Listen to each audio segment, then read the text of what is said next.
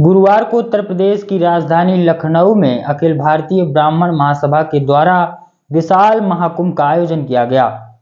ये विशाल ब्राह्मण महाकुंभ अखिल भारतीय ब्राह्मण महासभा के द्वारा आयोजित कराया गया 14 अक्टूबर गुरुवार को। और इस ब्राह्मण महाकुंभ में देश भर के कई बड़े नेता और कई बड़े चेहरे शामिल हुए और उनमें से जय बजरंग सेना के राष्ट्रीय अध्यक्ष और जय बजरंग सेना की राष्ट्रीय प्रभारी भी शामिल हुई। जय बजरंग सेना के राष्ट्रीय अध्यक्ष नितिन उपाध्याय और राष्ट्रीय प्रभारी अर्चना उपाध्याय भी इस कार्यक्रम में शामिल हुए और उनके बड़े बड़े पोस्टर बैनर भी आप स्क्रीन पर देख सकते हैं। इस ब्राह्मण महाकुंभ के होने के बाद पूरे देश ने ब्राह्मणों की ताकत देखी और हजारों की संख्या में इस कार्यक्रम में ब्राह्मण समाज के लोग पहुंचे। जिस तरह से सभी जातियां, सभी जाति वर्ग, सभी समाज अपनी एकता का परिचय देते हैं, उसी तरह से इस ब्राह्मण महाकुंभ के बाद ब्राह्मण समाज की भी ताकत देखने को मिली। देश के दो बड़े जगतगुरु भी इस कार्यक्रम में शामिल होने वाले थे, लेकिन कार्यक्रम में चित्रकूट कामदगिरी पीठाधीश्वर श्री जगतगुरु रामस्वरूपाचार्य जी महाराज इस कार्यक्रम में पहुंचे, लेकिन कुछ कारणों की वजह से जगतगुरु रामभद्राचार्य जी महाराज इस कार्यक्रम में नहीं पहुंच पाए। अब इस ब्राह्मण महाकुंभ की आपको हम तस्वीरें दिखा रहे हैं। चित्रकूट के कामदनाथ पीठाधीश्वर रामस्वरूपाचार्य जी महाराज ने जय बजरंग सेना के राष्ट्रीय अध्यक्ष नितिन उपाध्याय और राष्ट्रीय प्रभारी अर्चना उपाध्याय के द्वारा जो पूरे देश में रामचरितमानस को राष्ट्रीय ग्रंथ घोषित कराए जाने का अभियान चलाया जा रहा है, उसके लिए उनकी तारीफ भी की और इसकी प्रशंसा भी की। इस पूरे कार्यक्रम की तस्वीरें हम आपको पूरी खबर में आपको दिखाएंगे और आप भी अगर ब्राह्मण समाज से आते हैं तो आपको भी इन तस्वीरों को देख करके खुशी होगी। इस ब्राह्मण महाकुंभ में पूनम पंडित जैसे बड़े नेता, नितिन उपाध्याय जैसे बड़े हिंदूवादी नेता, पूनम पंडित हालांकि दूसरी विचारधारा से है लेकिन समाज को लेकर के इस कार्यक्रम में पहुंची और इनके साथ साथ कई बड़े जगतगुरु संत महात्मा भी देश भर के इस ब्राह्मण महाकुंभ में पहुंचे। अखिल भारतीय ब्राह्मण महासभा के राष्ट्रीय अध्यक्ष राजेंद्र नाथ त्रिपाठी जी के द्वारा के नेतृत्व में यह ब्राह्मण महाकुंभ का आयोजन गुरुवार 14 अक्टूबर को लखनऊ में किया गया था और इस कार्यक्रम में देश भर के कई बड़े नामी हस्तियां, कई बड़े चेहरे पहुंचे और उन्हीं में से जय बजरंग सेना के राष्ट्रीय अध्यक्ष नितिन उपाध्याय और राष्ट्रीय प्रभारी अर्चना उपाध्याय पहुंची हुई थी। चित्रकूट कामदगिरी पीठाधीश्वर रामस्वरूपाचार्य जी महाराज, जगतगुरु रामस्वरूपाचार्य जी महाराज ने नितिन उपाध्याय और अर्चना उपाध्याय जो पिछले कई महीनों से देश भर में श्री रामचरितमानस को राष्ट्रीय ग्रंथ घोषित कराने का अभियान चला रहे हैं, उसके लिए उनकी प्रशंसा की और भरे मंच से उनको मंच पर बुलाया और सम्मान किया।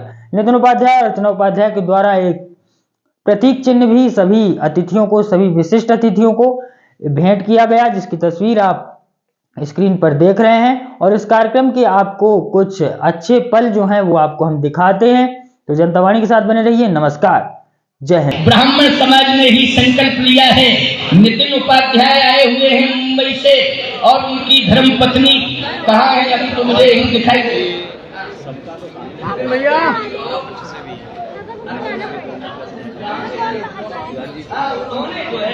माइक देखिए। उन्होंने कामतानाथ भगवान के दरबार में आकर अपना माथा टेका और मुझसे आज्ञा ली कि महाराज जी रामचरितमानस की बड़ी शिक्षा लेकर कर रहे हैं और कहते हैं कि ये तो ब्राह्मणों ने अपना पोथन्ना लिख दिया है, ये उनको अपना रोजगार व्यापार चलाना था, इसलिए उन्होंने ये लिख दिया है, मनमुखी बातें लिख दी। खबरदार,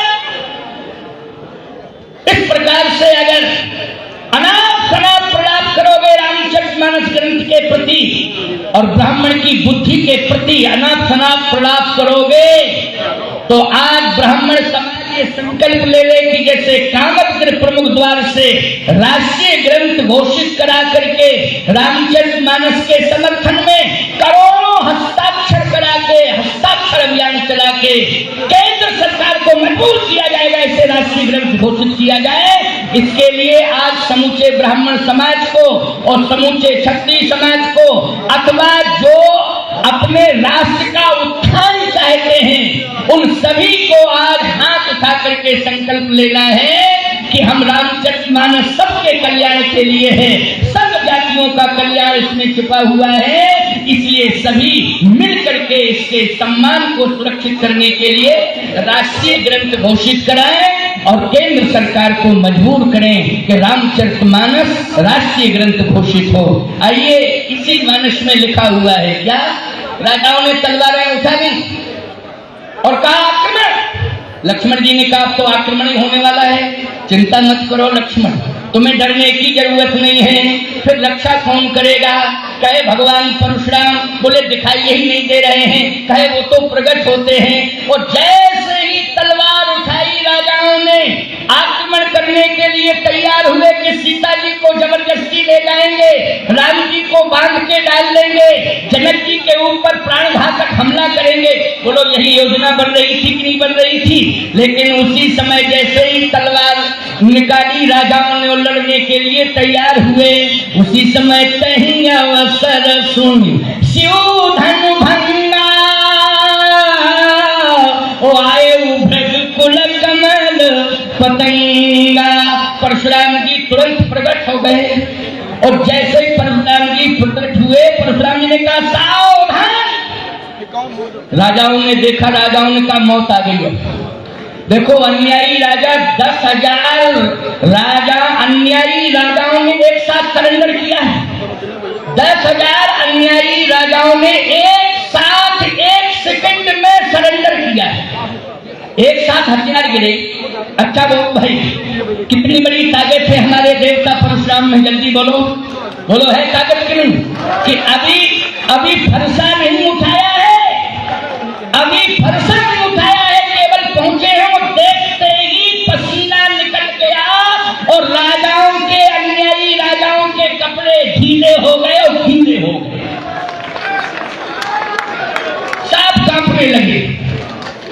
परशुराम जी ने कहा साइड में खड़े हो जाओ, सब साइड में खड़े हो जाओ। राजा सब खड़े हैं, कांप रहे हैं। बोले मौत आ गई, मौत आ गई, मौत आ गई। एक राजा बोला जल्दी चले जाते तो ठीक रहता, धनुष का धनुष नहीं तोड़ पाए, मर और रहे ऊपर से। परशुराम जी ने कहा कि सब साइड में खड़े हो जाओ। अब एक राजा आया, पितु समेत कहीं कहीं निज नाम, और लगे करन सब दंड प्रणाम।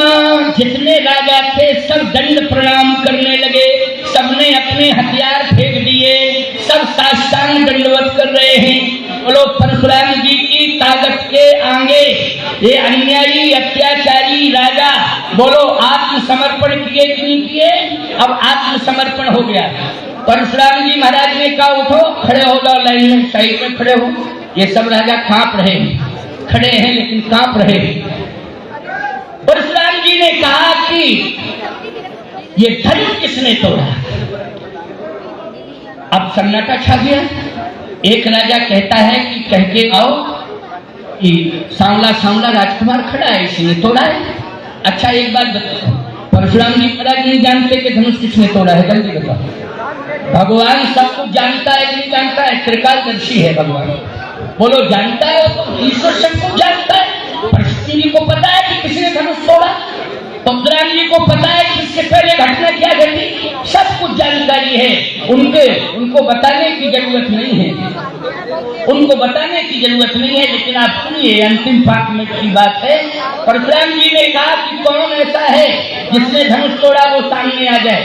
अब राजा लोग कहने लगे कि सब मरेंगे। परशुराम जी ने कहा नहीं तो हम सबको मार डालेंगे। अगर कोई सामने धनुष तोड़ने वाला नहीं आता है तो जितने राजा हैं सब मारे जाएंगे, न तो मारे जैसे सब राजा। सावधानी से सुनना प्यारे। जिसके लोगों के मन में ऐसा था कि अब बढ़ सकते हैं तो कौन सकता है? बोले प्राण बचाने की क्षमता अगर किसी में है तो वो परमात्मा में है। बोलो है कि नहीं? अच्छा सही बताओ। परशुराम जी महाराज कहते हैं हम मार डालेंगे अन्यायी अत्याचारियों को, राजाओं को। तो राजा लोग कहने लगे कि अब मुझे बचाएगा कौन? तो याद रखना, सबको किसने बचाया है? जीवन में यदि परिवर्तन कर दोगे, कोई बात नहीं है, तुमने अपराध किए हैं, ब्राह्मण क्षमा देता है। बोलो क्षमा देने की ताकत किसमें होती है? जल्दी बोलो। ब्राह्मण के अंदर क्षमा देने की ताकत है। इतना उदार है ब्राह्मण कि तुरंत क्षमा कर देता है, लेकिन शर्त के साथ क्षमा करता है। शर्त क्या रहती है? शर्त ये रहती है कि दोबारा गलती को दोहराओगे नहीं, गलतियों की पुनरावृत्ति नहीं करोगे, अन्याय अत्याचार कभी दोबारा नहीं करोगे। पहले संकल्प लो मेरे